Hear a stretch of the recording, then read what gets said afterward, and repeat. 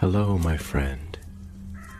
The world of magic, filled with legends and ancient tales, is opening its gates once again.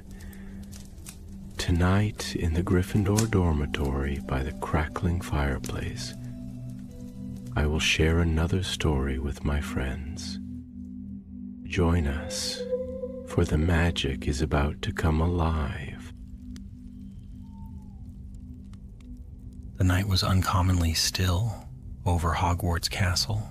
A pale mist curled around the towers and turrets, soft as silver thread, and the moon hung above like a guardian's lantern. Most of the castle slept, but 3 figures crept through the dimly lit corridors, their footsteps muffled by ancient rugs and enchantments woven long ago. "Are you sure about this, Albus?" whispered Scorpius Malfoy, clutching his wand tightly. His pale hair glimmered faintly in the light of the floating torches. "Filch will skin us alive if he finds us down here." Albus Potter gave a half grin that looked far more confident than he felt. "Filch is snoring in his chair by now. Come on, it's just the old chamber corridor. I want to see if the stories are true."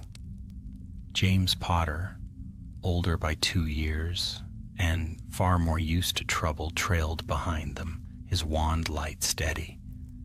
"You two are going to get us expelled before the year even begins," he muttered. "Dad told you about this place for a reason. Some secret should stay buried." But even he couldn't hide the spark of curiosity in his eyes. Hogwarts had always held mysteries. Hidden stairways, rooms that vanished, doors that led nowhere. Yet tonight felt different. The air itself seemed charged, as though the castle were holding its breath. They stopped before a heavy wooden door at the end of a long, narrow hallway. The stone walls around it were damp, covered in a faint green sheen, and from somewhere deep beyond the door came the soft drip of water. "This is it," whispered Albus. "The entrance to the lower catacombs. The professors sealed it decades ago, said it was unsafe after the Chamber of Secrets was discovered." Scorpius hesitated. Unsafe as in full of collapsing ceilings, or unsafe as in full of snakes? "Only one way to find out," said Albus. He raised his wand and murmured, "Alohomora." With a reluctant groan, the door unlatched. A gust of stale, cold air spilled out, and the torches along the corridor flickered as though something ancient had sighed. James stepped forward first, wand raised. "Stay close," he said, his voice low. "If anything moves, we get out fast. No heroics." The 3 descended a spiraling staircase of rough stone. The deeper they went, the colder the air became. Strange whispers brushed past their ears, too faint to make out, but unmistakably human. Scorpius stopped once and looked back up the stairs, but the way behind them was already swallowed in darkness. At last, they reached a wide, vaulted chamber. The walls were carved with serpents and runes that glowed faintly green. At the center stood a cracked marble pedestal upon which rested a tarnished silver orb about the size of a quaffle. It pulsed weakly with light like the heartbeat of a sleeping creature. "What is it?" whispered James. Albus stepped closer. "I don't know, it feels alive." The orb gave a sudden faint hum. A shimmer of magic rippled through the room. The runes on the walls flared brighter, and the air began to tremble. "Albus, don't touch it," cried Scorpius. But Albus's fingers brushed the surface of the orb. In an instant, the world erupted. Light poured from the pedestal, sweeping through the chamber and up the staircase like a living wave. The boys were thrown to the ground as a deep, echoing sound filled the air. A sound like the roar of an awakening dragon. Then silence. When they opened their eyes, everything looked the same, and yet terribly different. The torches burned with blue flame. The air felt thick, almost solid, and a faint vibration pulsed through the stones beneath their feet. Did we just set off a spell? Scorpius asked, his voice trembling. James turned toward the staircase and froze.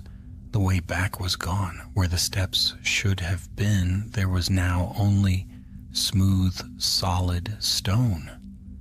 There's no way out, he said slowly. The passage. It sealed itself. The three exchanged uneasy glances. Somewhere above them, a distant rumble echoed through the castle. It was not thunder. It was deeper, older, like the shifting of the earth itself. Hogwarts was changing. Albus felt it in his bones, a deep, thrumming magic that seemed to twist the very walls. Corridors realigned. Doors vanished, and portraits flickered in and out of existence. Something ancient had been disturbed, and the castle, alive in its own mysterious way, was reacting. They hurried back up the corridor they had come from, only to find every turn wrong, every staircase unfamiliar. What should have led to the great hall brought them instead to a gallery filled with floating, dust-covered instruments that ticked and whirred, though no gears moved within them. Maybe it's just an illusion, Scorpius said, though his voice lacked conviction. A defensive spell, like a maze. But when Albus tried to send a message Patronus to Professor McGonagall, the silvery light sparked from his wand and vanished midair, as though swallowed. No magic leaves the castle, James murmured. It's like we're cut off. Then faintly from the darkness behind them came the sound of footsteps, slow, measured, not Filch, not Peeves, something older. "Who's there?" James called, raising his wand. The shadows deepened, and out of them stepped a tall figure cloaked in gray mist. His face was hidden beneath a hood, but his voice, when he spoke, echoed like a memory from 1,000 years ago. "You have awakened the Veil of Slytherin," the figure intoned. "Now Hogwarts must sleep again, forever." The blue flames dimmed, and the castle shuddered, and the three friends realized with dawning dread that there might indeed be no way back. The blue fire that lined the corridor flickered low, then rose again with renewed force, casting long, eerie shadows that crawled across the stone walls. The figure before them seemed woven of the mist itself. Its edges shimmered and wavered like smoke caught in a wind that no one could feel. James took a step forward, wand steady, but his pulse thrumming in his ears. "Who are you?" he demanded. "What have you done to the castle?" The hooded head tilted slightly. Beneath the gray veil, two eyes gleamed faintly green. "I'm no longer what I was," the voice replied, distant and echoing. "I am what remains of a promise, one made when Hogwarts was young." Scorpius swallowed hard. "A ghost?"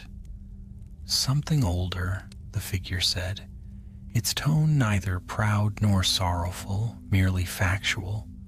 "When Slytherin built his hidden chamber, he forged another protection, one meant to seal the school against betrayal. You have disturbed that spell, and now it wakes again." Albus stepped closer, his own wand trembling slightly in his hand. "If this is a protection spell, why are we trapped? We didn't mean any harm." The green light within the hood pulsed once. "Intent is nothing to magic this old," it murmured. "The Veil of Slytherin knows only that the castle is threatened. It will fold upon itself, drawing Hogwarts into shadow until no danger can reach it or escape." James felt his heart hammer. "Fold upon itself? What does that mean?" "It means," the figure said, fading slightly, as if the words themselves cost it strength, "that if the spell completes, your world will forget this place ever existed. You, the castle, and all within will pass beyond memory. The mist thinned, and with a final whisper of ancient stone, the figure vanished. For a long moment, none of them spoke. Only the quiet hum of the living castle filled the air. Then Scorpius exhaled shakily. All right, that's bad. So how do we stop it?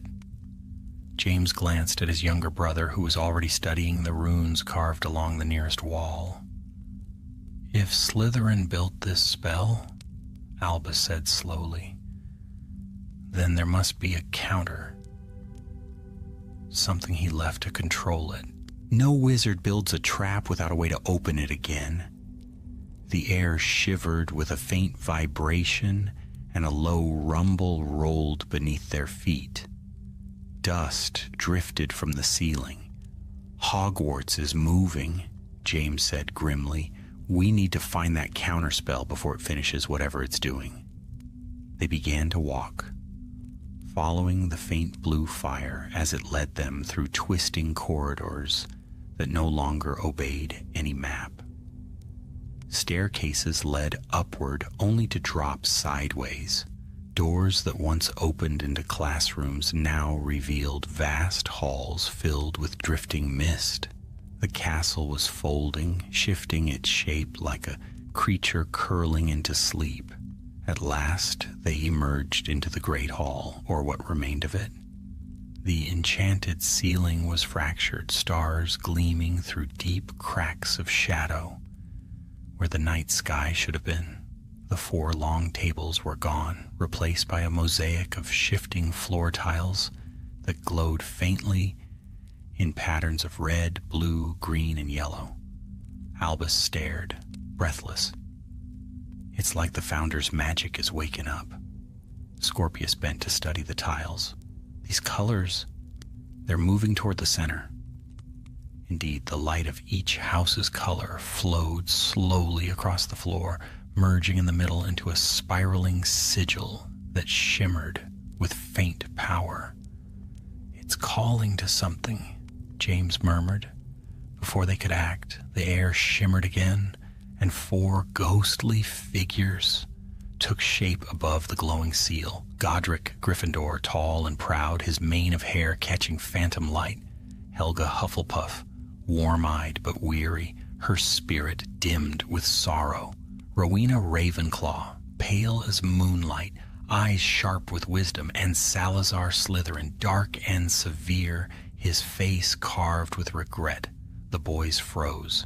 The Founder's spirits were fading in and out like echoes left behind by time itself. Rowena's voice came first, soft as wind over parchment. It has begun again. The veil stirs.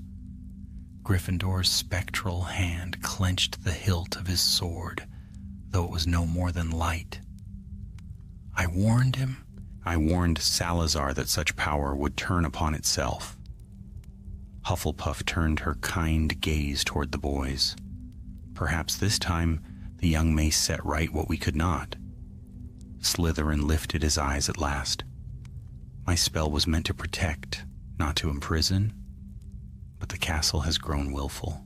It no longer knows friend from foe. His gaze locked on Albus. You carry my mark. Albus blinked, startled. What do you mean? I'm not. You are of my legacy, Slytherin said. Through blood, through courage, through choice. My magic answers yours, though you do not yet know it.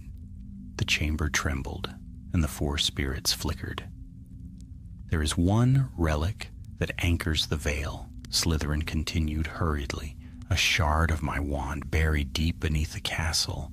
Destroy it, and Hogwarts will awaken again. The other Founders' images wavered, their voices blending into a chorus of warning. But beware, murmured Rowena. The veil guards its heart fiercely. The castle will fight you, said Gryffindor. It will not let go easily. And then, with a sound like a gust of wind snapping shut, the visions vanished. The sigil on the floor darkened to gray, and the hall fell silent once more. James turned to his brother. Well, he said hoarsely. "We've got our mission. Find the shard, stop the spell. Simple."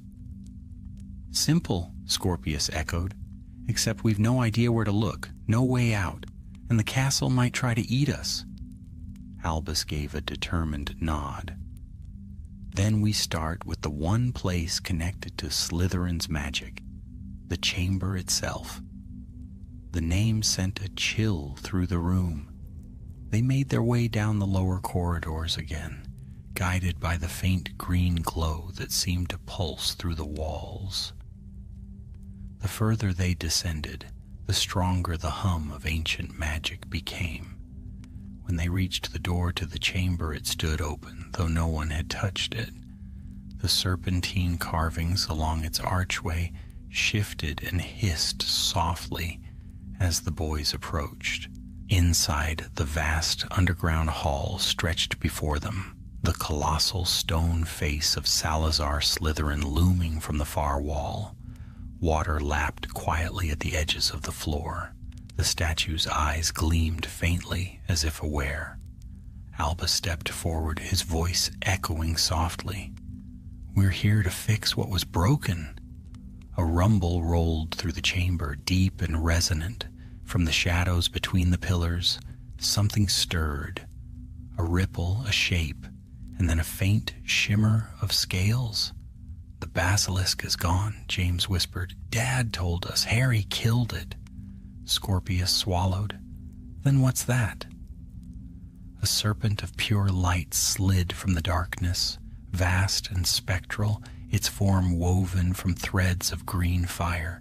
Its eyes glowed with otherworldly intelligence. It regarded them silently for a long moment. Then, in a voice that was neither hiss nor speech, but something in between, it said, "Only the heir of Slytherin may break the seal. Which of you dares to claim the name?" The boys exchanged fearful glances. Albus stepped forward. His voice, though shaking, was clear. "I do." The serpent's eyes burned brighter. "Then prove it." The floor cracked. Water surged upward. The entire chamber seemed to shift, transforming before their eyes into a labyrinth of stone and light. James grabbed his brother's arm as the walls began to move. "Albus!" But the younger Potter only looked ahead, determination hardening in his eyes. They had found the heart of the veil, and there would indeed be no way back until they faced what waited inside. The labyrinth rose around them like a living creature. Walls of stone heaved and shifted, locking into place with thunderous finality. Water ran in thin rivulets down the seams of the floor, catching the green light that seemed to seep from nowhere and everywhere at once. The spectral serpent coiled high above, its translucent body twisting through the air. "Each path leads deeper," it hissed, its voice echoing like wind through tunnels. "Only one will lead you to the heart. Choose wrongly, and you shall wander here forever." Then it vanished, leaving behind only the faint shimmer of its tail, fading into darkness. James exhaled slowly, the sound shaky. Brilliant. Magical mazes again. Didn't Uncle Ron say enough about those during the Tri-Wizard stories? Scorpius held his wand high. "Better a maze than a snake trying to eat us. I'll take my chances." But Albus wasn't listening. His eyes moved over the walls, tracing the carved serpents slithering in endless circles, each scale etched with faint symbols. The air pulsed faintly each time his gaze touched one. "These runes, they're linked," he murmured. "They're guiding something. Or warning." James frowned. "Can you read them?" "Not all," Albus admitted, "but they repeat one phrase. The heir must see with serpent eyes." "Meaning?" He hesitated. "Meaning we need to think like Slytherin." The path ahead split into 3 corridors, each dimly lit, each whispering faintly, as if voices drifted just beyond hearing. Albus stepped toward the middle one, feeling the air colder there, the stones slick with damp. "This one," he said, "it feels alive." They entered, and almost at once the walls shifted behind them, sealing their way back with a sound like grinding teeth. The corridor stretched endlessly. The floor sloped downward deeper into the earth. Torches flickered with pale blue light that refused to warm. Shadows moved at the edge of their vision. Faint shapes that vanished when looked at directly. At times they thought they heard laughter. Once Albus swore he heard his father's voice, distant and echoing, calling his name. He stopped, heart pounding, but the others urged him on. "It's the veil," Scorpius whispered. "It's trying to confuse us. Remember what the ghost said. It doesn't know friend from foe." They pressed on until the corridor widened into a cavernous chamber. At its center stood a pool of still water, black as obsidian. Runes lined the rim, glinting faintly under their wand light. James crouched beside it. "Looks harmless enough. I suppose we're meant to cross?" Before Albus could answer, the surface rippled. Faces formed beneath the water. Familiar faces.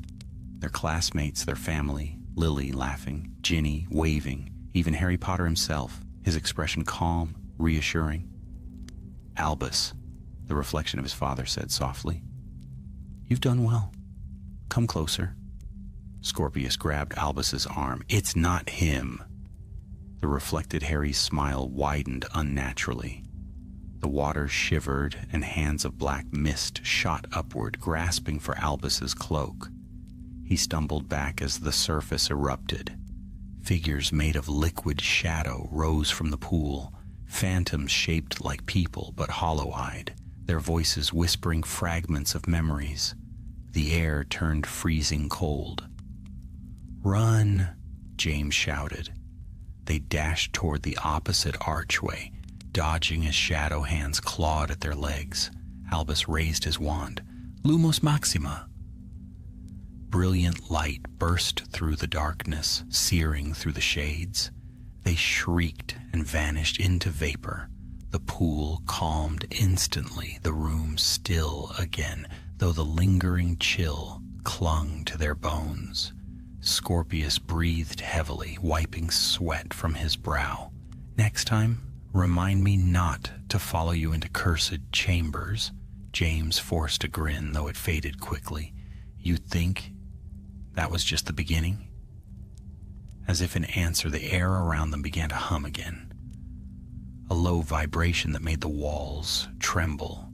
The runes along the ceiling blazed suddenly, and the serpentine carvings uncoiled, coming to life. Stone serpents slithered down the pillars, their mouths open in silent hisses. One lunged. James barely ducked in time, rolling aside as the creature struck the ground where he had stood, shattering stone. "Oh, brilliant!" he shouted. "Now the decorations are trying to kill us." "Don't fight them," Albus cried. "They're guardians, testers. If we destroy them, the maze will close forever." "So what do we do?" "Hug them." Albus raised his wand and whispered, "Serpens videt verum." At once the serpents froze. Then slowly they turned their heads toward him, their eyes gleaming faint emerald. The path ahead began to part, the walls sliding aside to reveal a hidden passage. James exhaled, lowering his wand. "Remind me to let you pick all the spells from now on." But Albus wasn't smiling. He felt the echo of something stir inside him. Magic that didn't feel entirely his own. The passage they entered was narrow, the air thick and metallic. The walls were etched with writing that pulsed faintly green. They could hear distant thunder, or perhaps it was the heartbeat of the castle itself. At last, they reached a heavy door made of black iron. Upon it, in curling letters, was carved, "To touch the heart is to risk your own." Scorpius's voice was barely a whisper. "This must be it." Albus hesitated, then pressed his hand to the door. It swung open soundlessly. Beyond lay a circular chamber, unlike anything they had seen before. The floor was made of polished obsidian that reflected the faint light like still water. In the center hovered a shard of something small and faintly luminous, glass or crystal, or perhaps a fragment of a wand. The shard pulsed with deep green light, sending waves of power rippling through the room. The air crackled. The boys could feel the veil itself breathing, tightening, as though aware of their presence. James spoke first. "That's it, the shard, destroy it, and this ends." Albus stepped closer. The shard glowed brighter as he approached. Within its heart, he could see fleeting shapes, memories, voices, fragments of ancient spells. He could hear Slytherin's whisper, soft but commanding. "Do not break what was meant to protect." He hesitated. What if destroying it harms the castle? What if it's holding more than just the veil? Scorpius shook his head. "If we don't act, Hogwarts will vanish. We have to trust what Slytherin said." The ground trembled violently. Dust rained from the ceiling. Cracks of light split through the walls, revealing swirling darkness beyond, as if the castle floated between worlds. "Now, Albus!" James shouted. But before he could strike, the air twisted. The mist they'd seen before condensed into a shape, the same gray figure who had spoken to them first, now more solid, more human. His eyes burned green. "You cannot destroy what you do not understand," the spirit said. "The shard holds not the curse, but the soul of the one who cast it." Albus froze. "You mean Slytherin?"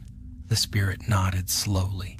"He bound a piece of himself to the school to protect it forever. To break the shard is to release his final magic and all that it guards." The chamber began to shake harder. The shard pulsed faster, its light now almost blinding. Albus raised his wand. "Then maybe that's the only way to free Hogwarts." The spirit stepped closer, his form flickering. "Then beware, young Potter. What you free may not wish to sleep again." And before any of them could move, the shard cracked once, twice, and shattered into light. A roar filled the chamber, vast and ancient, shaking the castle to its very roots. And from the heart of that light, something began to awaken. The light flared like a storm of emerald fire, sweeping through the chamber and drowning every shape in brilliance. Albus shielded his eyes, but even behind his arm the light burned through, searing his vision with ghostly patterns. A thunderous sound filled the air, neither wind nor voice, but something vaster, something alive.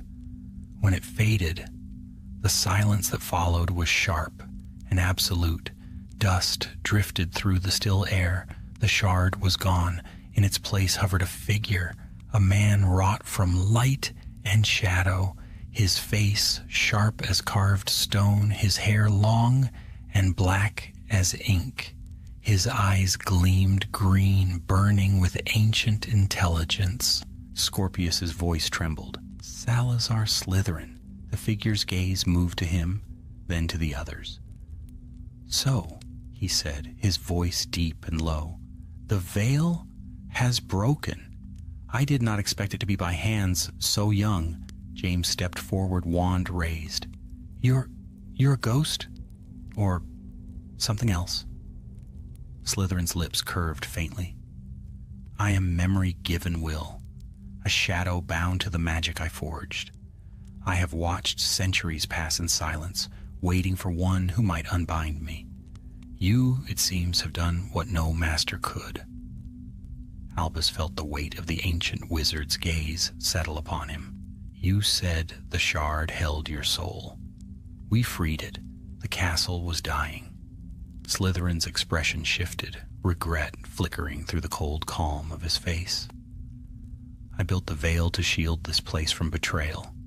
But magic does not remain still. It grows. It learns. What I crafted to protect began to hunger. It fed upon fear, upon secrecy, upon the very walls that bore it. I bound myself to contain it, and now you have broken that binding. The walls groaned, the floor trembling beneath their feet. The green light that filled the room began to twist, forming tendrils that reached outward like roots. Scorpius clutched his wand tighter. "You mean it's still alive? The veil?" "Alive and awake," said Slytherin. "My power restrained it. Now it will consume what remains of Hogwarts. The school will sink into its own shadow." James turned sharply toward Albus. "We can still stop it. There must be a way." The ancient wizard regarded them thoughtfully. "Perhaps. The veil's heart now lies unbound, and it seeks a new host, a mind through which it might live again. If you would end it, one of you must bear its weight and draw it back into stillness. Bind it within your own soul and close the gates." Albus stared at him, understanding dawning with horror. "You mean one of us has to trap it inside ourselves?" Slytherin inclined his head slowly. "The choice must be made freely. That is the law of magic this deep. The veil feeds on will, not command." The air darkened. Shadows spilled from the cracks in the floor, thick and cold, spreading across the chamber like ink. A low hum filled the air, deepening into a roar. Above them, the great stone ceiling of the castle began to fracture, revealing shifting voids between worlds, corridors of mist, fragments of sky. Scorpius grabbed Albus's sleeve. "We have to go. We'll find another way." But Albus shook his head, his gaze fixed on the rising dark. "No. If we run, Hogwarts will be lost forever. We can't let that happen." Slytherin's form flickered as if his strength were fading. "There is courage in you, boy, not unlike another who once bore that name. But understand this, if you bind the veil, your own mind will wander the shadows it holds. You will see what none were meant to see." James stepped forward. "Then it'll be me. I'm the eldest. I should—" Albus turned, his voice firm. "No, it started with me." The veil's tendrils rose higher, reaching like dark flames toward the ceiling. The floor beneath them began to fall away into endless black. "Then do it," said Slytherin quietly. "Speak the sealing words, in clausura animae, perpetuum lumen. Bind it, and the castle will remember the light." Albus took a breath and raised his wand. He could feel the magic thrumming in the air around him, wild and ancient. For an instant he thought of the great hall filled with laughter, of the golden light through the windows, of the Gryffindor common room, of the castle itself, alive, breathing, waiting. Then he spoke the words. Light burst from his wand, blinding, pure, and fierce. The shadows screamed, twisting and writhing as the veil drew inward, its dark tendrils snapping and folding into a single vortex that spun above the floor. It pulled at everything, air, light, sound, until even Slytherin's form began to fade. "Hold fast," the ancient wizard called. "Do not falter." Albus felt the pull against his chest as if the darkness sought to drag his very soul into the storm. His feet left the ground. James caught his arm, holding him, but the force was too strong. Scorpius tried to anchor them both, shouting words lost to the roaring wind. "Let go," Albus cried. "If you stay, it'll take you too." "Not a chance," James shouted back. "You're my brother." A final surge of power erupted. The chamber vanished in light. When the brilliance dimmed, the three boys lay sprawled upon cold stone. The green glow was gone. The air was calm. The cracks in the ceiling had sealed. The veil was silent. Albus Scorpius whispered. Are you all right? Albus sat up slowly. His head throbbed. His wand hummed faintly with a strange, unfamiliar warmth. It's over, he said. The magic's gone quiet. Slytherin's form lingered faintly nearby, now little more than a fading wisp. You have done what even I could not, he murmured. You bound the veil anew.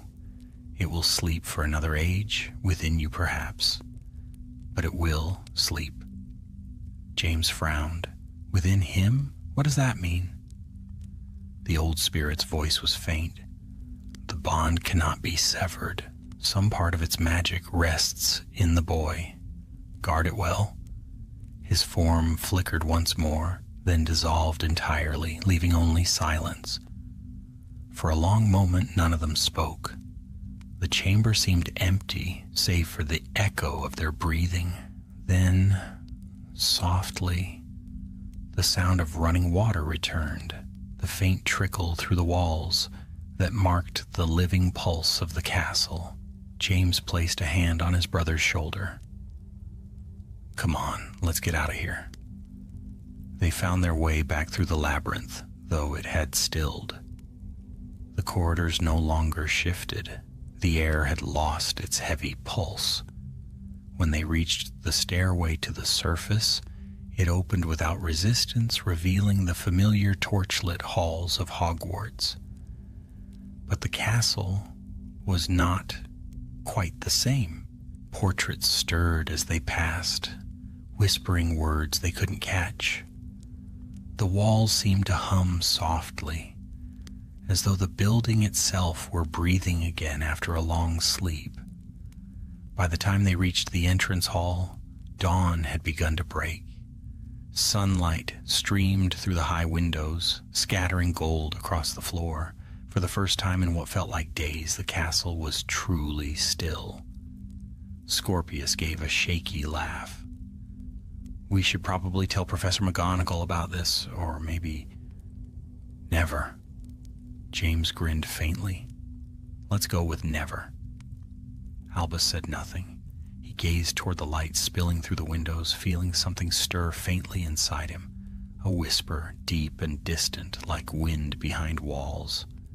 The castle was safe, the veil was sealed, but as the morning bells of Hogwarts began to toll, Albus Potter could not shake the feeling that something ancient had not vanished at all, only waited, watching from within the silence he now carried. Far below, in the depths where no sunlight reached, a single green ember glowed faintly upon the chamber floor, then winked out, leaving the darkness whole once more. Days passed, though time at Hogwarts felt unsteady, as if the castle were still finding its rhythm again. The students spoke of tremors in the night and torches that burned green before settling to gold. Professors offered calm explanations. Ancient magic adjusting itself, they said, but their eyes betrayed unease. None could quite explain the stillness that hung in the air after sunset, nor why the portraits sometimes looked away when someone passed. Albus Potter carried that stillness with him. Since the night beneath the castle, sleep came only in fragments. Shadows stirred behind his eyelids, whispering words he could not remember upon waking. He told no one, not even James or Scorpius, though they noticed the hollow look in his eyes and the way he flinched when the wind hissed through the corridors. One evening after classes, the three sat by the fire in the Gryffindor common room. The flames burned bright, yet Albus felt no warmth. The other spoke in low tones. "It's been 3 nights," Scorpius said, glancing nervously at the window, where rain streaked the glass. "No letters, no word. The professors must know something's off." James stirred the fire with his wand, watching sparks rise. "They know, all right, but they won't admit it. Hogwarts runs on faith as much as magic. If the students thought the castle was haunted again, it'd fall apart faster than Filch's broom." Scorpius grimaced. Haunted doesn't quite cover it. Albus stood abruptly. Enough. The castle is safe. We stopped it. His voice was sharper than intended, and both his friends fell silent. He turned away, ashamed of the sudden edge. I'm sorry, he said softly. I can still feel it sometimes, like a heartbeat. James exchanged a glance with Scorpius, but said nothing. Albus climbed the stairs to his dormitory soon after, the echo of their silence following him. That night he dreamed of stone and shadow. He saw the chamber again, endless and echoing, but the water upon the floor reflected stars instead of torchlight. A voice whispered through the vastness, deep, ancient, and patient. You bound me well, child of light. Yet walls do not last forever. Albus woke with a gasp, the words still curling in his mind. His wand lay in his hand, though he had no memory of drawing it. The dormitory was quiet, save for the wind outside. For a long moment he sat still, heart hammering until the whispers faded. At breakfast the next morning he barely touched his food. The great hall buzzed with life, owls swooping overhead, laughter echoing from table to table, but to Albus it felt distant, unreal. He caught fragments of talk about strange drafts in the corridors, about suits of armor that moved when no one watched. Maybe the castle's just settling, James said, watching his brother closely. You know, like after a storm. Albus nodded absently. Maybe. But that evening, as he walked alone along the corridor outside the library, he heard the whisper again, soft, coiling through the air, like smoke. Albus Potter. He froze. The hall was empty.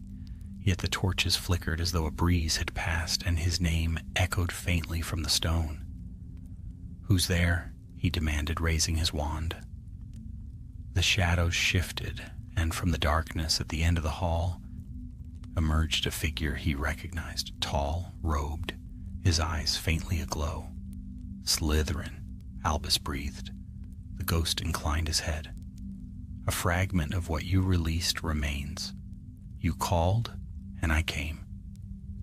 I didn't call you, Albus said, though even as he spoke, he knew it wasn't true. Something deep within him, something that pulsed with quiet, ancient rhythm, had reached for this presence. Slytherin's shade studied him with faint curiosity. The veil lies dormant, bound within your spirit. But magic such as this cannot sleep without dreams. You feel it, do you not? The castle hums through your veins. Albus hesitated. If it's still inside me, then it's not gone. The ghost smiled faintly, though there was no malice in it. Nothing in magic is ever truly gone, only changed. You have inherited what was once mine, the bond between Hogwarts and its guardian. I don't want it, Albus said, his voice low. I want it gone. Desire and destiny rarely agree, Slytherin murmured. The veil will call again, and when it does, you must choose whether to master it or be mastered by it. Before Albus could reply, the ghost dissolved into mist. The torches steadied. The hall was empty once more. That night, thunder rolled over the castle, rain hammered the windows, and lightning illuminated the towers in flashes of silver. Students hurried to their dormitories, whispering of the storm, but in the Slytherin dungeons where water dripped from the ceiling like slow tears, a deeper sound echoed, a low hum that resonated through the stones. In the great hall, Professor McGonagall felt it too. She stood alone before the empty teacher's table, her face drawn in thought. The enchanted ceiling rippled, showing clouds heavy with lightning. She whispered a spell beneath her breath, but the stones did not answer. Somewhere in the upper tower, Books fell from their shelves. Windows rattled in their frames. The castle was waking again. Albus dreamed once more that night, though it felt less like dreaming and more like falling. He stood upon the black mirror of the chamber floor, surrounded by endless water. Across the surface rippled faint light, and through it he saw reflections of the castle above. Staircases shifting, walls breathing, portraits watching with hollow eyes. A figure rose from the water, a girl this time, pale and dark-haired, her gaze steady and unblinking. "You freed the veil," she said, her voice calm, "but freedom is not peace." "Who are you?" Albus asked. "I am what you released when you broke the shard. I am the castle's memory, the part that Slytherin bound and forgot." The water rippled around her as she stepped closer, her reflection moving though her feet did not touch the surface. "It will not be long before the castle chooses. It cannot serve two masters, one of light and one of shadow." "Then I'll end it," Albus said. "For good." She smiled faintly. "To end it, you must know it. And to know it, you must see what the veil has seen." The world shifted. Images flooded his vision. Hogwarts through centuries, battles and triumphs, laughter and sorrow. The founders raising the walls, stone by stone, the first sorting, the first betrayal that had driven Slytherin away. Magic, older than the school itself, flowed beneath every foundation. Then came a shadow, dark, vast, and patient. The veil. It moved like thought itself, seeping into cracks, whispering promises of safety. And when the founders quarreled, it listened. It learned fear. Albus saw it then, the truth Slytherin had hidden. The veil had never been meant as protection alone. It had been an attempt to preserve perfection, to lock Hogwarts in time so it would never change, never falter. But magic that defied change became a prison, and the school had suffered for it ever since. When he awoke, dawn's gray light was seeping through the curtains. Sweat chilled his neck. He rose, heart pounding. He understood now. The veil was not gone. It was becoming part of him. And if he could not master it, it would consume him. And through him, the castle. He dressed quickly and left the dormitory, silent as a ghost. James stirred but did not wake. The halls were empty in the early light, the portraits still half asleep. Albus moved swiftly down the grand staircase toward the entrance to the dungeons. He could feel the pulse again, slow, steady, beckoning him downward. The same path as before. The chamber awaited. When he reached the stone door, it opened without a word. The familiar chill wrapped around him like a cloak. The vast face of Slytherin watched from the wall, but the eyes no longer glowed. The water was still. Albus stepped forward. His reflection shimmered upon the black floor, and in that reflection for an instant he thought he saw another standing beside him. The whisper came again, soft as a breath. "There is no way back, only through." He knelt upon the cold stone, his wand trembling in his hand. "Then through it I'll go," he whispered. And as the first light of morning touched the surface of the water, the chamber answered with a deep, resonant sigh, and the darkness beneath began to stir once more. The ripples spread in widening circles, as though something vast had awakened beneath the chamber's surface. Albus felt the air tighten around him. The silence was deep, not the absence of sound, but the waiting of it, like the world holding its breath.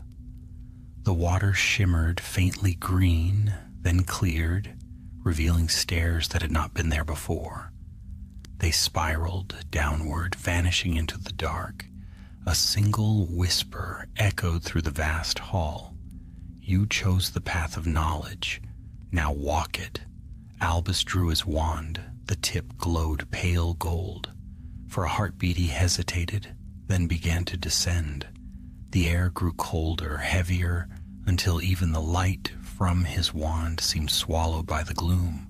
The walls around him were smooth and damp, carved with unfamiliar runes that gleamed as he passed. Each step seemed to echo for miles. At last, the stairs opened into a great cavern. Here the air shimmered faintly, thick with magic. Pillars of black stone rose from the depths, and between them floated orbs of light that pulsed like slow heartbeats.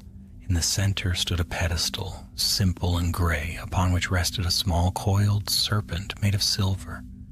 Its eyes, tiny emeralds, watched him. When Albus approached, the serpent moved. Metal became flesh.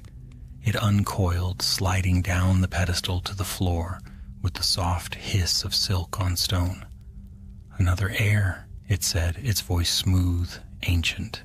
The last sought to command. "Will you seek to listen?" Albus swallowed hard. "I don't want power. I just want the castle to be free." The serpent tilted its head, studying him. "Freedom has many meanings. For some, it is the absence of chains. For others, it is the right to build them. I don't understand." "You will." The serpent slid aside, revealing a circular mirror set into the stone floor. The surface was not glass, but liquid shadow, swirling slowly, as though stirred by unseen winds. "This is the heart of memory," said the serpent. "Step within, and you will see what binds Hogwarts to the veil. But beware, child of light, the truth is never gentle." Albus knelt, gazing into the mirror. At first he saw only darkness. Then images began to take shape, faint and flickering. The founders again, young, fierce, their faces unlined by time. They stood in a half-built hall, stone and timber all around. The air between them shimmered with power. "We cannot protect them all," said Rowena Ravenclaw, her voice sharp with weariness. "There are forces beyond even our craft." Godric Gryffindor's hand rested upon his sword. "Then we teach them to fight. Hogwarts was meant to be a refuge, not a prison." But Salazar Slytherin's eyes gleamed darkly, "And yet a refuge without walls is no refuge at all. You would trust the world not to destroy what we build. You are dreamers. I am not." Helga Hufflepuff laid a hand upon his arm, pleading, "Salazar, there must be another way." "There is," he said softly, "and I will make it so." The vision rippled. Now Albus saw Slytherin alone in a vast chamber of stone. This chamber, carving runes into the walls, whispering incantations older than language. The magic swirled around him, thick as smoke. A serpent coiled at his feet, its eyes burning with emerald fire. "You will watch," he told it. "You will guard, and should the world seek to harm this place, you will fold it into shadow, better forgotten than defiled." Then he lifted his wand and touched it to his heart. Light burst from him, flooding the chamber, and in that instant part of his soul poured into the spell. His body fell, but the magic lived, breathing through the stones. The image shattered. Albus staggered back, gasping. The mirror went dark, the surface still. The serpent watched him, unblinking. "So that is how it began," Albus whispered. "He didn't mean to curse it. He just wanted to protect it forever." "Intent matters little to time," said the serpent. The spell learned fear. It grew jealous of life beyond its walls, and now it seeks to make all within it eternal.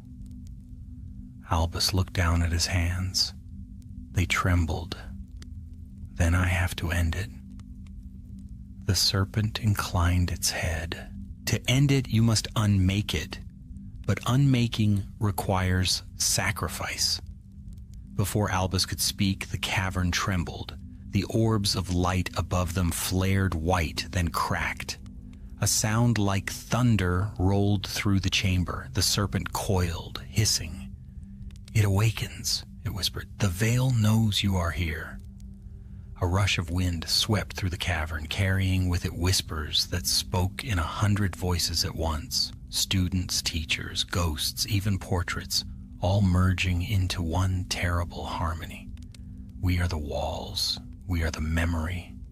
You cannot destroy what we are." Albus raised his wand as the air thickened with shadow. Tendrils of darkness poured from the walls, taking shape. Faces, hands, echoes of long-dead wizards. They reached for him, their touch ice cold. "No!" he shouted. "You're not alive! You're only what's left behind!" The shadows recoiled as his wand flared bright, but each time he drove them back, more came. The serpent hissed, circling him protectively. "Hold to your will, child," it cried. "The veil feeds on doubt." Albus closed his eyes. He could feel the veil inside him pulsing in rhythm with his own heartbeat, whispering of safety, of peace, of eternal stillness. "Let go," it murmured. "You need only surrender. The castle will never fall again. You will never be forgotten." For a moment he felt the temptation, sweet, quiet, like falling into deep sleep. Then he remembered his father's words, spoken long ago when he was small. "Sometimes, Albus, courage isn't about fighting. It's about choosing to stand when standing hurts." He opened his eyes. "Hogwarts doesn't need to sleep," he said softly. "It needs to live." Raising his wand high, he shouted the words he'd learned from Slytherin himself. "In clausura anime perpetuum lumen." The golden light burst forth, brighter than before. The shadows screamed as if burned. The cavern walls shook violently. The runes flared, then shattered one by one. The serpent coiled around him, lending its strength, its body glowing silver as moonlight. The storm of power reached its height, and then, all at once, fell still. When the light faded, Albus stood alone. The cavern was silent. The serpent was gone. The runes were extinguished. He felt something warm on his hand, a faint glow, shaped like a serpent, coiled around his wrist, fading slowly into his skin. The magic was no longer a roar in his veins, but a steady hum, subdued, yet alive. He looked up. A stairway of light now led upward back to the world above. As he climbed, the voice of the veil echoed faintly, no longer menacing but solemn. "You have unmade what was bound.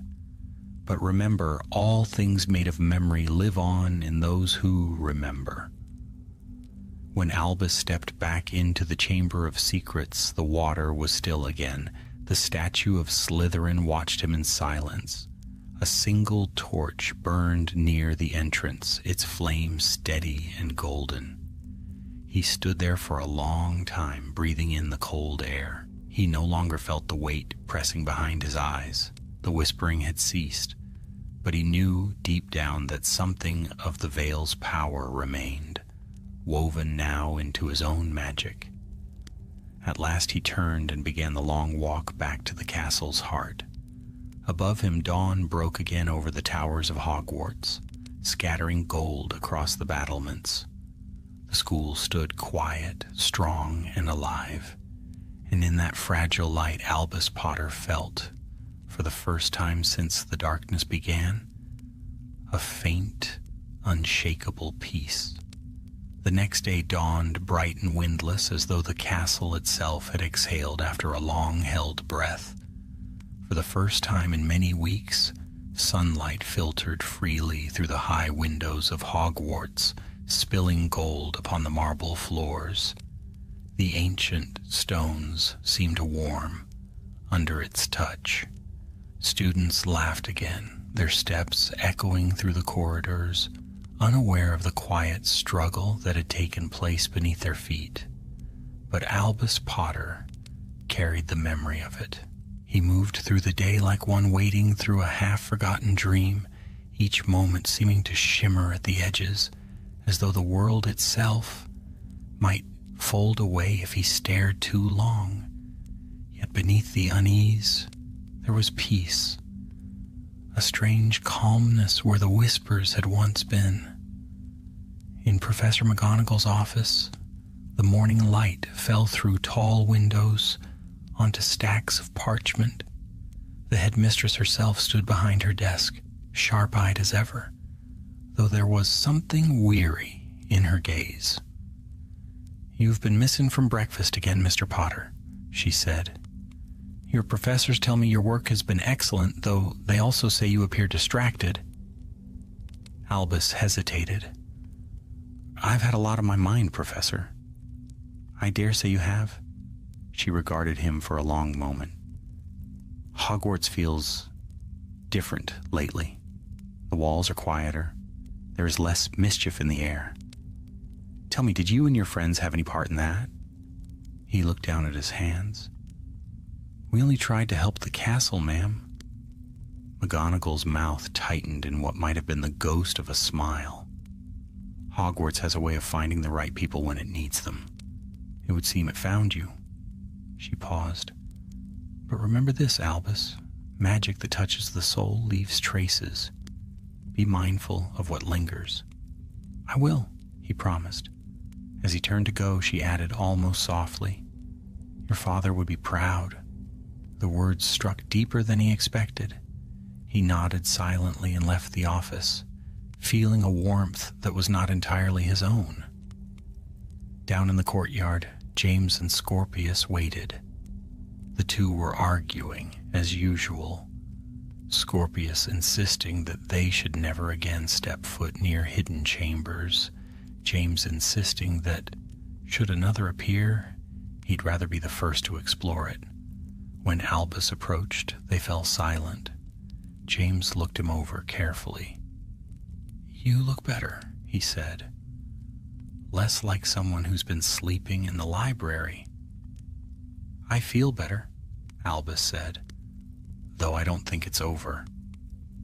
Scorpius groaned. "Please don't say that." "The veil's gone," Albus continued, "but the castle's changing. It's alive in a different way now. I can feel it." James crossed his arms. "What, like it's breathing through you or something?" Albus hesitated, then gave a small nod. "Something like that." They stood in silence for a moment, the spring wind curling through the courtyard. From somewhere above, an owl called, its cry echoing against the towers. "I suppose," James said finally, "if the castle has to breathe through someone, it could do worse than you." Scorpius managed a faint smile. "Agreed. Though I'd prefer if it didn't try to breathe through me at all." Their laughter carried lightly across the stones, and for the first time since the night of the storm, it sounded like Hogwarts again. That evening, Albus wandered alone through the castle's upper corridors. The portraits watched him with curious eyes. One, an elderly witch with a lace cap, nodded politely as he passed, murmuring, "You've quieted the walls, dear boy. They're grateful?" He paused. "The walls?" But the portrait only smiled as though she had said too much and returned to her knitting. He continued up the moving staircase, letting his steps fall softly. Each landing was different from how he remembered it. The stairways no longer groaned or bucked unexpectedly. Instead, they seemed to move with purpose, almost gently guiding him upward. At last he found himself at the top of the astronomy tower. The sky stretched wide and clear, streaked with gold and fading crimson. The wind was cool and fresh. Below him, the forbidden forest swayed like a sea of green shadow. He stood there for a long time, watching the sunset. Then faintly he heard it, a voice not in words but in feeling, like the murmur of leaves in a summer breeze. We live because you chose to remember. He closed his eyes. The voice was not menacing now. It was warm, ancient, content. It was the castle, its spirit, perhaps, speaking through the bond that still connected them. I didn't want to forget, Albus whispered. Nor did I. The light faded into twilight. The stars began to appear one by one, their reflections glimmering upon the lake far below. He thought of the thousands who had walked these halls before him, who had studied, laughed, and grown beneath the same stars. The magic that bound Hogwarts together was not only spells and stones, but memory itself, the echo of every heart that had called it home. When he returned to the dormitory that night, the fire burned low in the hearth. James was already asleep, sprawled across his bed, snoring softly. Scorpius lay awake, staring at the ceiling. "Couldn't sleep?" Albus asked quietly. Scorpius turned his head. "Every time I close my eyes, I hear the walls creak. I keep thinking they're whispering again." "They're not," Albus said gently. "They're just dreaming." "Dreaming?" Albus smiled faintly. "Hogwarts has always dreamed of the people inside it, of what they might become. We just never noticed before." Scorpius studied him for a moment, then nodded. "You sound like your dad." "Do I?" "Yeah," Scorpius said, turning over. "That same irritating calm after a near-death experience." Albus laughed softly and climbed into bed. Sleep came easily this time, deep and quiet. He dreamed again, but it was not of darkness. He saw the castle whole and bright, its towers gleaming beneath the morning sun. Students moved like threads of color through its halls, and from somewhere deep within, he felt a pulse of magic, steady and familiar, like a heartbeat that matched his own. But far beneath that peace, in the lowest depths of the earth, a flicker of green light stirred and faded. Weeks passed, the castle's routines returned. Lessons resumed, Quidditch matches filled the sky with streaks of color, and laughter echoed through the common rooms once more. To most, the strange disturbances were quickly forgotten, swallowed by the rhythm of school life. But sometimes when Albus walked the corridors at night, he still felt it. A faint vibration under his feet, a whisper that brushed against his thoughts. The veil was gone, yes, but the memory of it lived, not as a curse, but as a warning. Change and safety could never live side by side, and Hogwarts, like the students within its walls, was meant to change. On the final night before summer's end, Albus stood again in the courtyard. The stars above were bright and endless. James and Scorpius joined him, carrying their trunks for the train that would come at dawn. "You think we'll ever tell anyone what happened?" James asked quietly. Albus looked up at the towers, their windows shining like scattered stars. "Maybe someday," he said, "but not yet. The castle deserves its secrets." Scorpius smirked. "You sound like you're guarding them." "Maybe I am," Albus said. They fell silent, watching the night settle. Somewhere within the castle, a door closed softly, and the wind carried a whisper through the courtyard, a sound almost like a sigh. When the dawn came, painting the sky with silver and rose, the three boarded the train together. As it pulled away from the station, Albus leaned from the window, gazing back at the distant towers. The castle shimmered faintly in the morning light, its reflection clear upon the lake below. And for an instant he thought he saw a face, ancient, kind, and proud, watching from the tallest tower, before fading into stone once more. Hogwarts was safe, the veil was gone. Yet in its silence, the school still watched, as it always had, alive, eternal, and full of secrets waiting for the next brave soul to uncover them. The Hogwarts Express wound through the countryside, its crimson carriages gleaming in the morning light. The mist still clung to the hills, drifting in pale ribbons past the windows, while the steady rhythm of the train carried the promise of summer beyond the castle's ancient reach. Inside, laughter and chatter filled the corridors. Sweets changed hands. Decks of exploding snap burst like fireworks, and the world seemed right again. For most students, the strange storm that had shrouded the school in whispers was now nothing more than a story to tell over pumpkin juice. But Albus Potter sat quietly by the window, his reflection blurred in the glass. The fields beyond rolled like waves of green, but his mind lingered elsewhere, on the stillness beneath the castle, on the voice that had spoken in his dreams. James slumped opposite him, feet propped on his trunk, half asleep. Scorpius leaned over a book that he clearly wasn't reading. He glanced at Albus every few moments, his brow creased. "You're doing it again," Scorpius said finally. "Doing what?" "Staring into the middle distance like some tragic hero who's lost his favorite broomstick." Albus smiled faintly. "I was thinking." "That's what I'm worried about," Scorpius muttered, snapping his book shut. "We survived a sentient castle, a ghost that thought in riddles, and a magical curse that tried to turn you into a relic. You've earned at least a week of not thinking." James cracked an eye open. He can't help it, he's a Potter. Thinking too much is hereditary. Albus laughed softly, the sound easing the weight in his chest. "You two are impossible."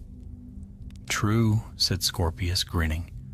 "But we're also alive, which is more than I expected a few weeks ago." The train whistled as it curved past a wide meadow. Albus turned back to the window. Far in the distance, Hogwarts towers still glimmered faintly, their reflection caught in the lake like a memory half remembered. "I keep wondering," he said quietly, "if the veil was destroyed, why do I still feel it? It's like a heartbeat, very faint, somewhere far away." Scorpius frowned. "Maybe it's just leftover magic." "Or maybe," James said, stretching lazily, "the castle didn't want to say goodbye. You're part of it now, aren't you? Some kind of magical liaison." "James," Scorpius groaned, "don't use words you don't understand." "Fine, ambassador then. Keeper of the creepy basement secrets." Albus rolled his eyes but smiled. "Whatever I am, I hope it doesn't follow me home." Yet deep inside, he knew it already had. As the day wore on, the sky grew bright and cloudless. Villages flashed by, their chimneys smoking lazily. Children pressed faces to the glass, pointing at broomsticks soaring in the distance. The world outside Hogwarts seemed smaller now, less mysterious, almost too quiet. Late in the afternoon, when the sun began to dip, Albus dozed. His dreams were soft at first, sunlight on stone, laughter echoing through long corridors. Then slowly the air thickened. He stood again in the Chamber of Secrets. Though it was brighter now, the water clear and still. From the far end, a faint figure appeared. It was the girl again, the one who'd called herself the castle's memory. "You returned to me," she said. "I didn't mean to," Albus murmured. "I thought it was over." "Nothing ends," she replied. "It only changes shape." Her eyes glowed faintly like starlight caught in glass. "You carry what remains of the veil, but also what it learned. The castle remembers you now as you remember it. That bond will not fade." "Then what am I supposed to do with it?" She smiled. "Guard it. Listen when the walls whisper. teach others that safety is not silence, that even the oldest magic must breathe.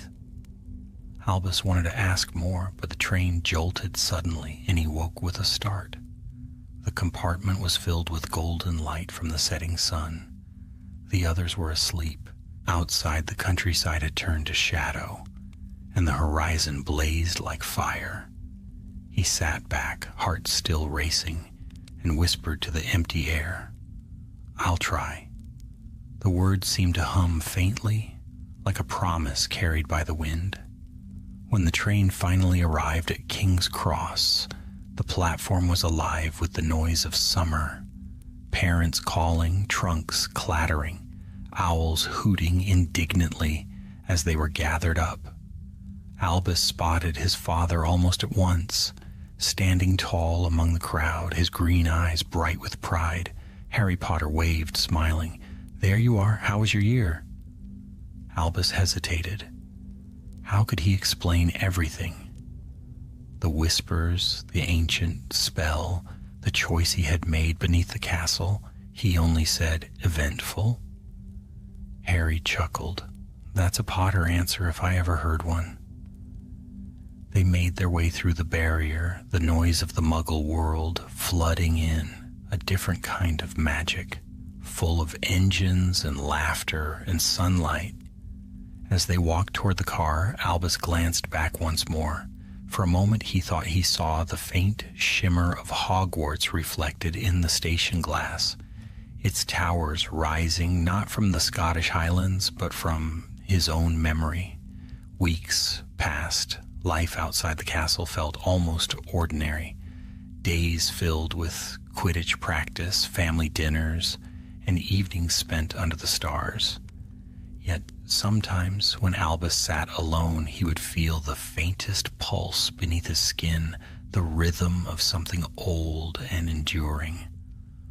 One night he woke to find the window open and the moonlight spilling across his room.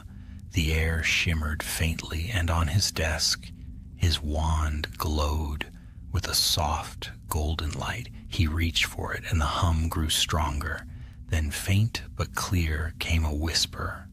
"Hogwarts watches." He smiled, not afraid. "I know," he said, "and I'm watching too." The glow faded, leaving only moonlight. Albus set the wand down, feeling an odd comfort in the stillness that followed.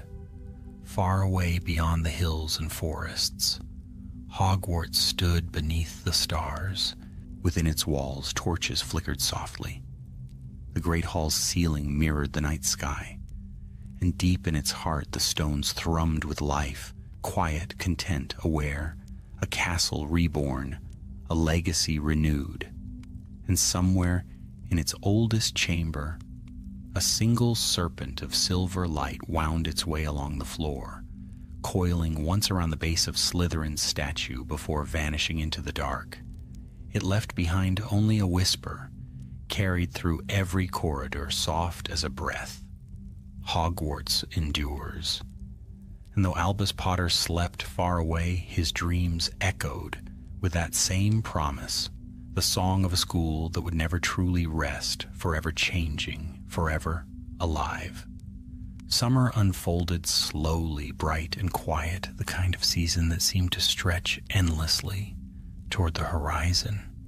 For the first few weeks, Albus Potter found peace in the rhythm of ordinary days, helping his mother in the garden, flying over the fields with James and Lily, listening to the murmur of the wind rather than the hum of ancient magic. Yet even as laughter filled the burrow and summer light bathed every meal in gold, something inside him remained restless. He would catch himself pausing at the edge of sound, listening for the faint pulse that still threaded through his thoughts. The veil's echo had quieted but not vanished.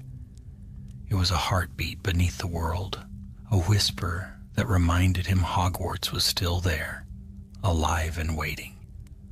One evening near midsummer, Albus wandered down to the orchard behind the house.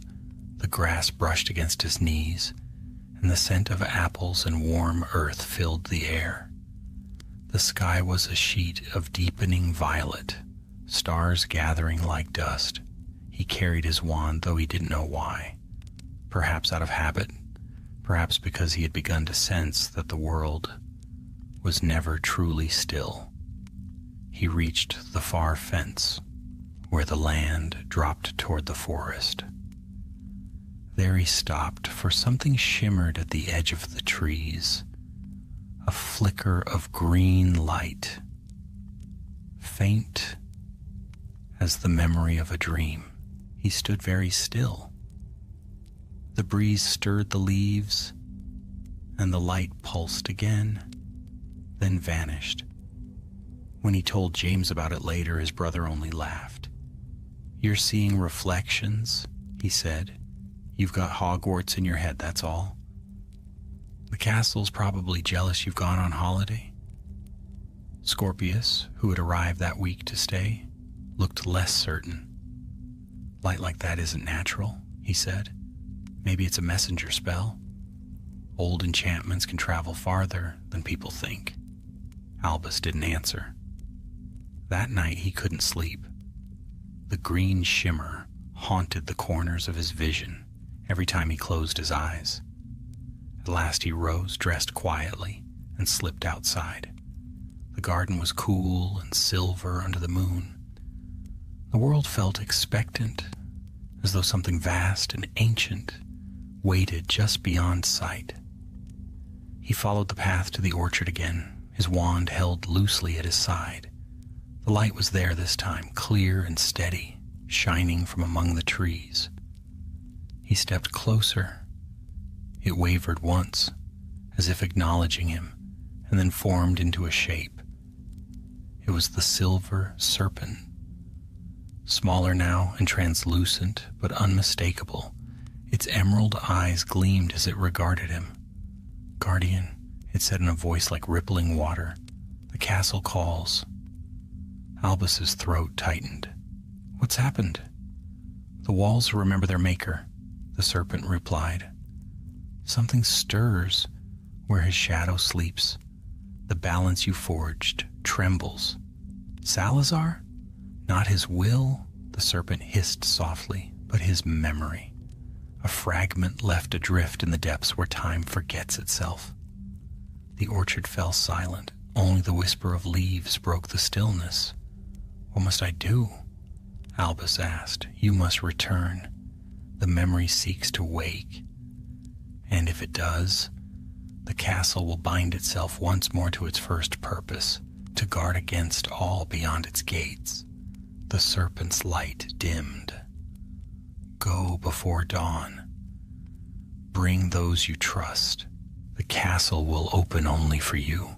Then it vanished, leaving only the faint scent of rain upon the air. Albus stood for a long time beneath the moon, his heart heavy. He had thought the story was over, that the veil had been sealed forever.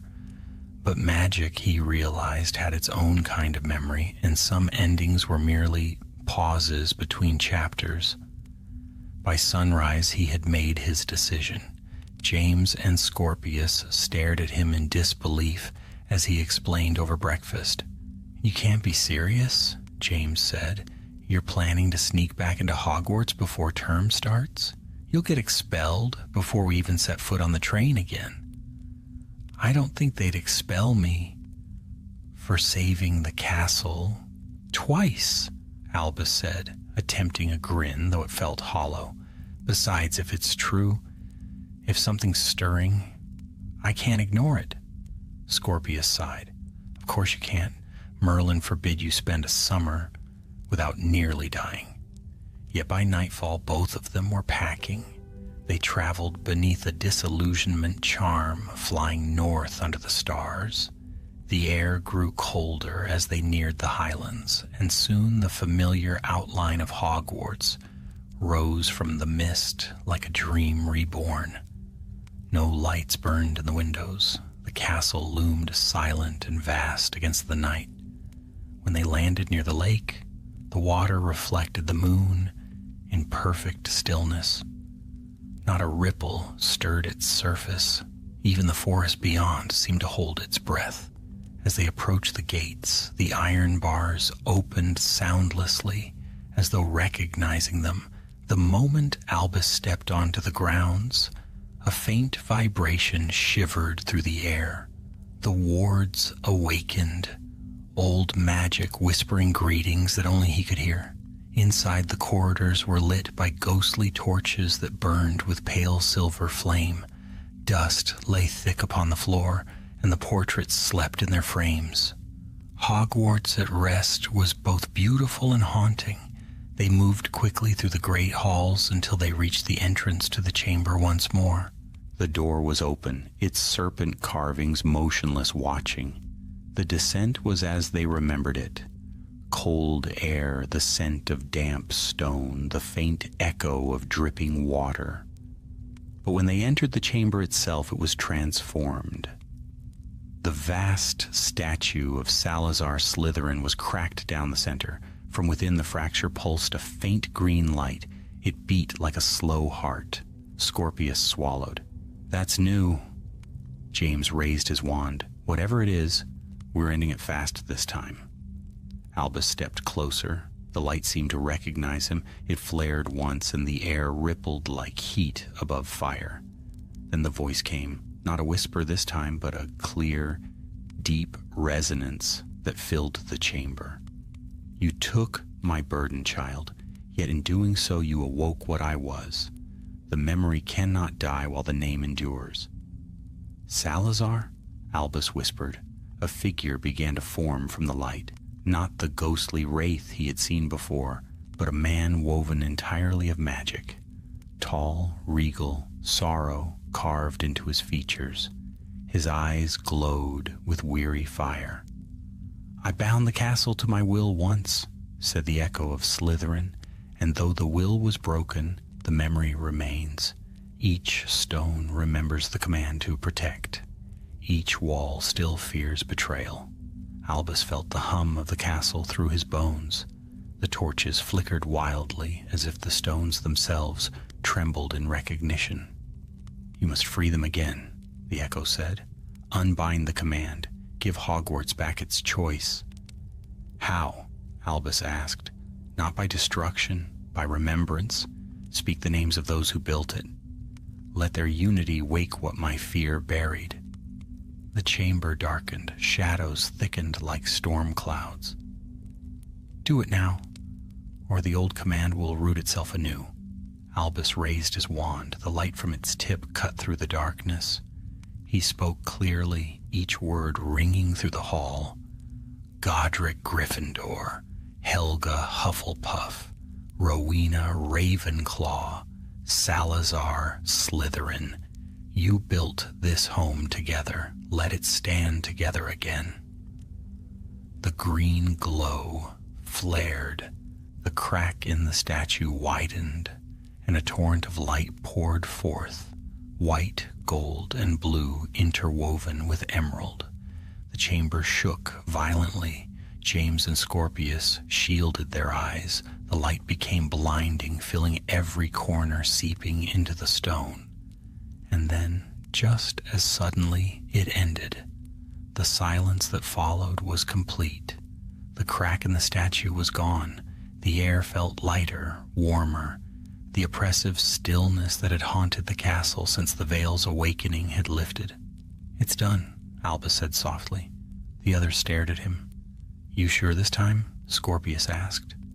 Albus smiled. "Yes. The castle's awake, but not afraid anymore." As they left the chamber, the torches along the walls burned bright gold. Above them, faint music drifted through the corridors. The song of the enchanted ceiling in the great hall, glowing with stars, though no one was there to watch. Outside, dawn touched the lake, turning it to silver. The boys stood in the rising light, the weight of the night slipping from their shoulders. Hogwarts had chosen life once more. And somewhere deep beneath the earth, in the heart of the castle, the voice of Slytherin, no longer bitter, no longer bound, whispered into the stillness, "Together again." forever, a home. The dawn that broke over Hogwarts was unlike any dawn before it. Mist hung low over the lake, gilded with sunlight that seemed almost alive, as though the castle itself had summoned it. The towers gleamed pale gold, their long shadows stretching across the grounds. The forbidden forest stirred gently, its leaves whispering secrets to the wind. And deep within the walls, the ancient magic that had slept for centuries stirred, not in wrath, but in harmony. Albus Potter stood at the edge of the lake, his reflection wavering upon the glassy surface. The cool morning breeze tugged at his robes.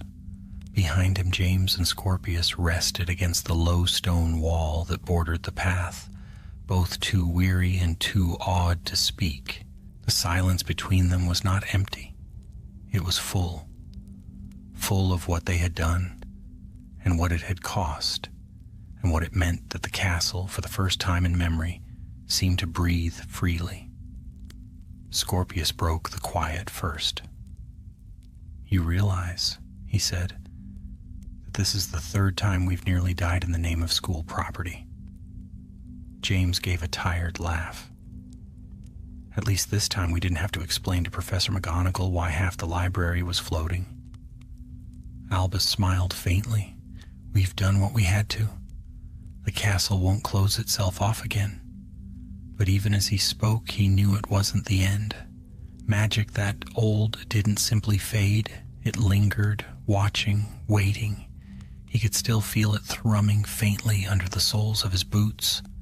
The living heartbeat of Hogwarts, awake now, curious and calm. A ripple spread across the surface of the lake, breaking his reflection. The air shimmered briefly, and from the mist, a shape appeared. A heron, white and silver, gliding low. It circled once above them, then rose toward the castle towers before vanishing into the light. Scorpius watched it go. "Was that a sign?" Albus finished softly. "Maybe." They turned back toward the castle. The doors of the great hall stood open, though no one had touched them. Inside, sunlight spilled across the four-house tables, dancing on plates and goblets that gleamed as though newly polished. The enchanted ceiling above was clear and blue, a few pale clouds drifting lazily through the morning sky. It felt like a welcome. James exhaled slowly. "You ever get the feeling Hogwarts is alive, like really alive?" "It is," Albus said. "It always was. But now, it remembers what it means to be alive." He walked slowly toward the center of the hall, where the house banners hung motionless in the still air. His hand brushed the edge of the Gryffindor banner, and for an instant warmth spread through his palm. A pulse, faint but real. "Thank you," he whispered, not sure to whom he spoke. To the castle, to the founders, or to the part of himself that still carried their memory. A rustling sound drew his attention. The portrait of Godric Gryffindor, half hidden behind the staff table, had stirred. The painted figure leaned forward, his eyes bright. "Well done, lad," he said, voice rumbling like thunder contained within brush strokes. "Took courage to stand against the shadow of a founder. Few could." Albus bowed his head, startled. "It wasn't just me." Gryffindor smiled. "It never is. Hogwarts was built on many hands, and so it must always be. But mark me, there's power in you now that's not wholly your own. Guard it well. Magic like that remembers, and memory can be both friend and foe." Before Albus could reply, the portrait's colors faded to stillness again. The hall was quiet once more. By the time they reached the courtyard, the sun was high and the castle had settled into peaceful silence. They gathered their brooms from where they'd hidden them the night before. As Albus mounted his, he looked back one last time. The towers gleamed in the light, the windows glinting like eyes watching fondly. "Goodbye," he said softly. The wind caught their robes as they rose into the sky. The castle grew smaller below them, a cluster of golden roofs and ancient spires wrapped in mist and memory. The lake reflected it perfectly, so that for a moment it seemed the world held two Hogwarts, one above and one below, bound together forever. They flew north until the castle vanished beyond the hills. Only then did James speak. "So, what do we tell Dad this time?" Albus laughed quietly. "The truth. Just not all of it." Scorpius grinned. "A wise decision. Some truths are better left sleeping." When they landed near the edge of Hogsmeade, the village lay empty under the bright sky. A few shop windows gleamed faintly, untouched by time. It was strange to see the world so still after all they had faced beneath the earth. As they walked toward the station, Albus glanced back one final time. In the far distance, the faint shimmer of the castle lingered above the tree line. He could still feel it. Faint, patient, alive. The journey home was quiet. None of them spoke much, though the unspoken bond between them was stronger than ever.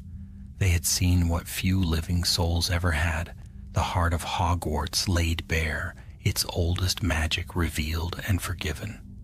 That night, when Albus returned to his room, the house felt small, fragile even, compared to the vast, living walls of the school. He opened his window and let the night air in. The stars glittered, distant yet familiar. Somewhere far north, beyond the hills and the forests, he knew those same stars shone above the castle towers. He lay awake for a long while, listening to the quiet. It was not the oppressive silence of the veil's shadow, but the calm of something at peace. Yet beneath it, faint as a dream, he could hear the whisper again. Not fearful, not commanding, but content. "You have given me breath again. I will remember." He smiled. "So will I." The next morning letters arrived, one from Professor McGonagall, brief and written in her sharp, precise hand. "Mr. Potter, Hogwarts is as ever grateful for your service. I trust you will continue to show such courage in less hazardous pursuits next term. Do enjoy the remainder of your holiday. MM." He read it twice, grinning. "Less hazardous," he repeated. "We'll see." Days slipped into weeks. Summer deepened, the world rich with sun and song. Albus spent his evenings by the window, wand in hand, tracing the stars through the glass. Each time he whispered a spell, the air seemed to hum with familiar warmth, as though the castle's heartbeat pulsed faintly even here, miles away. Once, as he sat beneath the moon, he thought he saw a flicker of light upon the horizon, a glimmer of gold where no town or lantern should be. It faded quickly, but it filled him with peace. He leaned back, watching the sky, and for the first time since everything began, he allowed himself to rest completely. Hogwarts was safe, its walls were strong, its magic was whole, and though the world would move on, the castle would always remain, timeless, steadfast, and alive in every stone and whisper. Albus closed his eyes, and in the stillness, the faintest echo of that living heartbeat answered, carrying through the night like a promise. Forever a home, forever awake. Summer waned, as summers always did, slipping quietly toward autumn. The air grew sharper, the light more golden. The fields beyond the burrow turned to amber and rust, and the sound of wind through the hedges carried the faint promise of rain. For Albus Potter, the days felt both endless and fleeting, a pause between one life and the next. Hogwarts called to him still, not with the danger of old, but with a softer voice, like the pull of home. On the morning of his return to school, mist clung to the valley.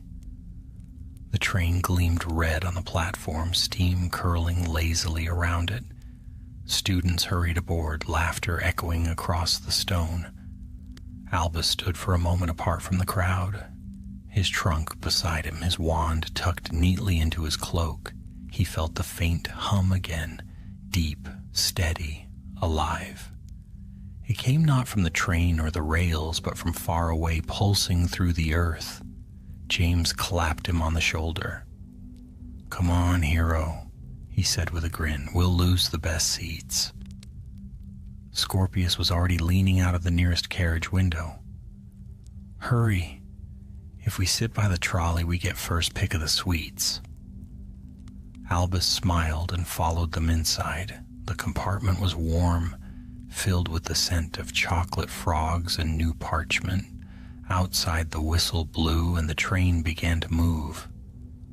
The landscape slid past, the familiar hills, the winding rivers, the patchwork fields that led toward the north. They talked and laughed, but Albus felt the shift in the air as they drew closer to the highlands. Magic, faint but unmistakable, brushed against his thoughts like a breeze. Hogwarts was near. As evening fell, the castle came into view. It rose from the mist as if born from it, its towers gleaming with twilight. Lights winked in the windows, reflections trembling on the lake below. To most, it was simply the return of school. To Albus, it was the return of something far older, a friendship between boy and castle, between magic and memory. When they crossed the gates, he felt the hum grow stronger. The torches flared brighter as if greeting them. A few first years gasped in delight, but Albus knew better. Hogwarts was alive and aware, its magic restless and kind. Inside, the great hall blazed with welcome. The ceiling mirrored a night sky dusted with stars, and the golden plates shone beneath floating candles. The headmistress rose to speak, her voice steady and clear, but Albus heard something deeper beneath it, the murmur of the castle's ancient magic, warm and content. That night, long after the feast had ended and the dormitories had grown quiet, Albus stood alone at the window of the Gryffindor Tower. The moon hung low over the lake, silver ripples glinting across the water. The castle's towers stood dark against the sky, their windows glowing faintly like watchful eyes.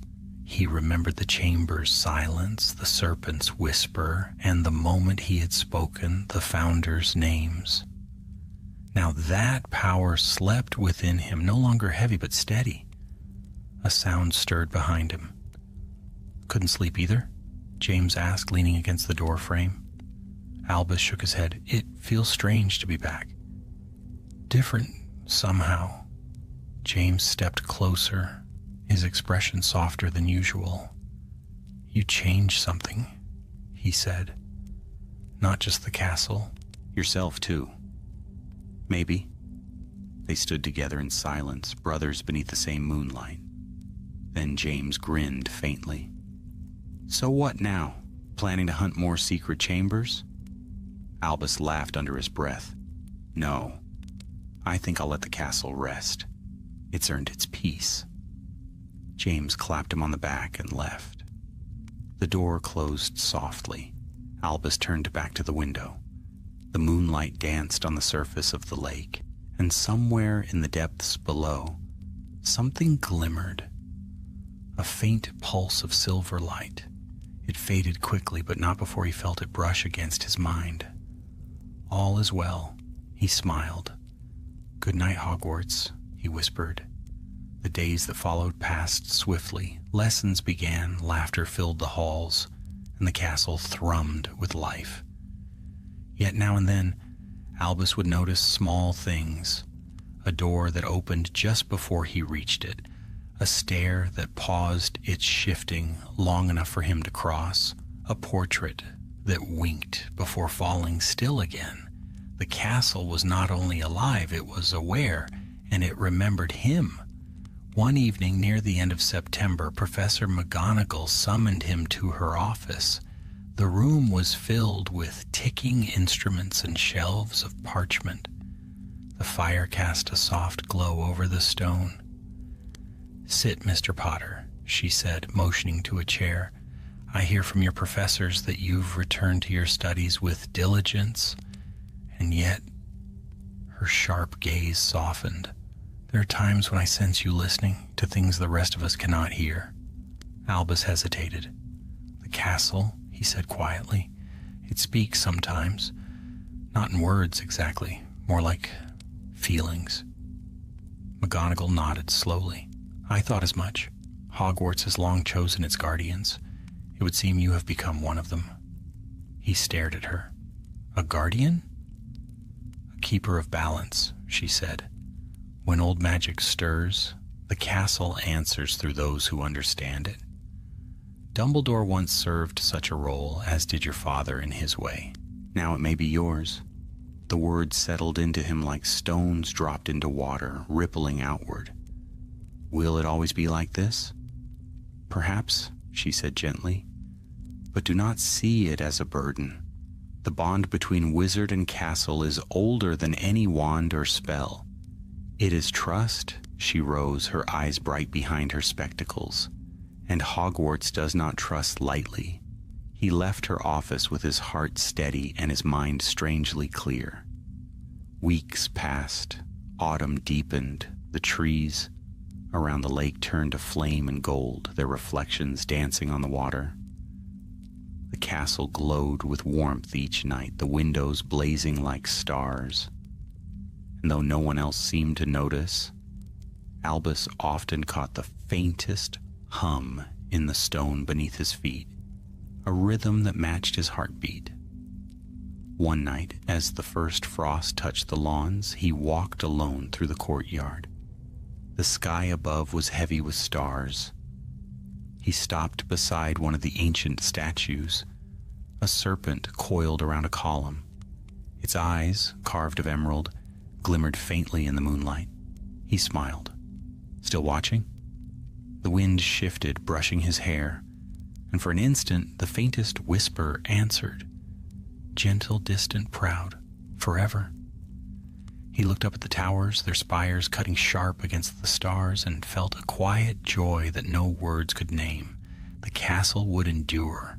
It had weathered time, betrayal, and fear, and yet it stood alive and dreaming. Albus turned toward the great hall, where light spilled through the windows. Inside, laughter echoed faintly, a sound of life, continuing, of stories yet to be written. And as he crossed the threshold, the hum of the castle rose once more, not as warning or plea, but as a song of stone and flame, of walls that remembered and hearts that hoped. Hogwarts, the eternal home. Albus Potter walked beneath its vaulted ceilings, the light golden upon his face, and for the first time, he understood what it meant to belong not only to a house or a family, but to something larger, something ancient and alive. And deep beneath the earth, in the chamber where it had all begun, the last echo of the veil faded into stillness, leaving only the whisper of running water and the warmth of a spell undone. The castle slept peacefully that night, its dreams filled with starlight and the laughter of children. And above it all, unseen but ever present, the voice of the living stone whispered to the wind, "Hogwarts endures, always."